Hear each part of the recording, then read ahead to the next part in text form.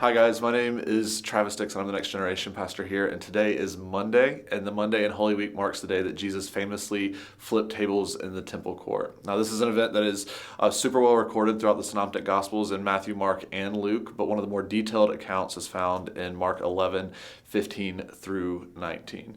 I think for a lot of us, we like to think of this as a moment where Jesus kind of showed a little bit of his humanity in his righteous rage and anger, but I think if we take a little bit deeper look, Jesus is telling us some really important things about the purity of worship. If we go back just a little bit in Mark to verse 11, Mark tells us that the evening before, Jesus quietly entered the temple and carefully observed all that was taking place.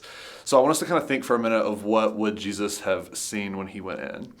When Jesus went into the temple, he would have seen, first of all, tons and tons of people.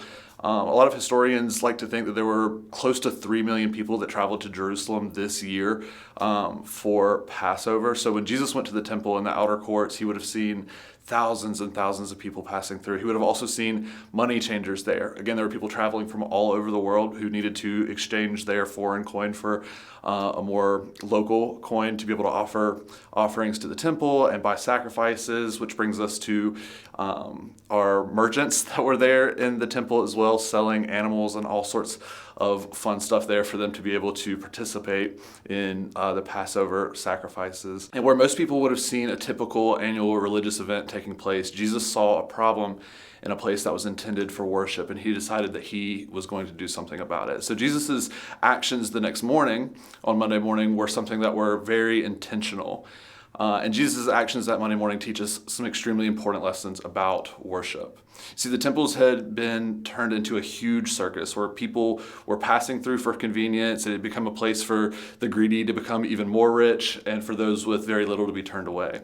And Jesus' deliberate actions here are to remind us that we are to regard the temple as holy and dedicated to the worship of God rather than mere convenience or a means for profit. What was happening here was that the crowds and the greed of some were directly getting in the way of true, pure, authentic worship to the Father. Genuine worship, authentic worship should draw people in, not push them away. Another thing that sticks out here is that Jesus didn't just flip tables and chairs and drive people out, but after that he taught.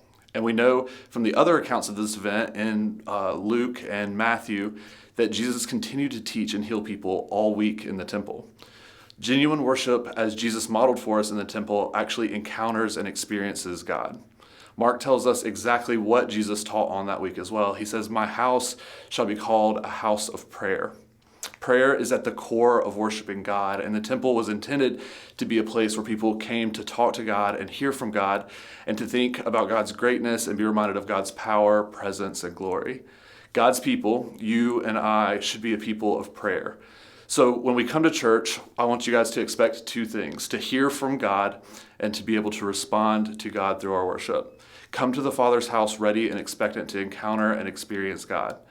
As we celebrate at the end of this week, we recognize that God went to great lengths to bring you back into a genuine relationship with Him. And God's unfailing love for us is truly something to behold and something worthy of authentic, genuine worship. When we gather with others to worship God, let's prepare our hearts to receive what He has to say and respond to Him through our worship.